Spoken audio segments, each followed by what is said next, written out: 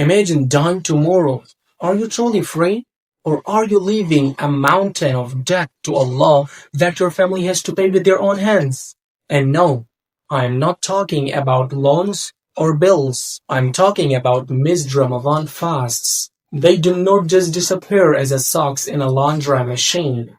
First question, what if you die with missed Ramadan days? Here's the reality. Your guardian, mom, dad, or anyone responsible has to feed one person for each missed day. And it's not snack, it's half a sa' of wet, which is roughly about 1.75 kilos, or full sa' of dates or barley.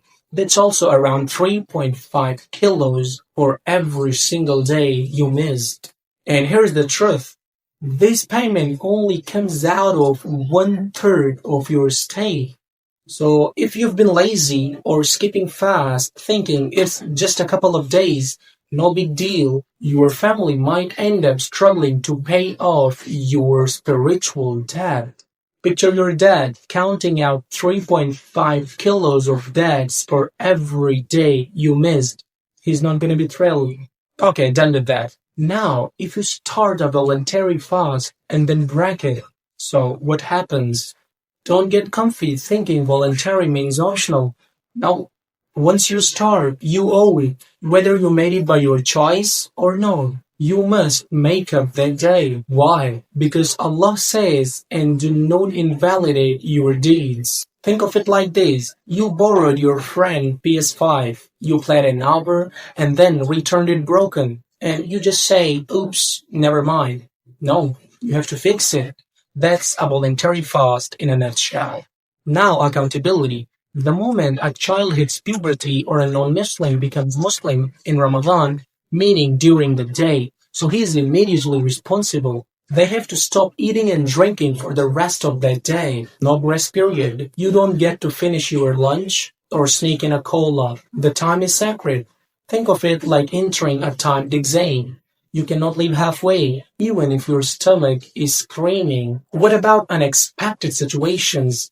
Fainting, insanity? Yeah, the law tracks the state of your mind like a stick teacher. If you faint, the day you fainted doesn't count because your intention from the night before was valid. But every day after it, you owe it. No excuses. If you regain sanity after being insane, you owe every single day missed, period. And if a traveler returns midday, or a woman's period ends after the middle of the day, so they have to fast the rest of the day.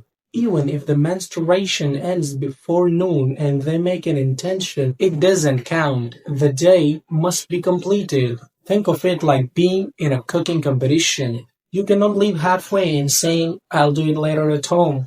You have to stick there until the bell. Here is the reality. Fasting is not a personal vibe.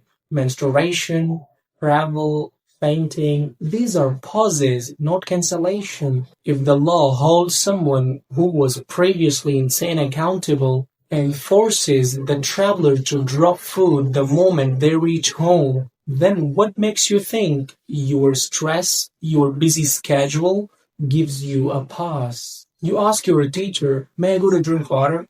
And your teacher says, go, drink, but you only have 5 minutes. Why? Because the class is important. Now, if you come late, fail. The law works exactly the same. Time, accountability, and intention. You cannot negotiate. So here's the takeaway. Be honest with yourself.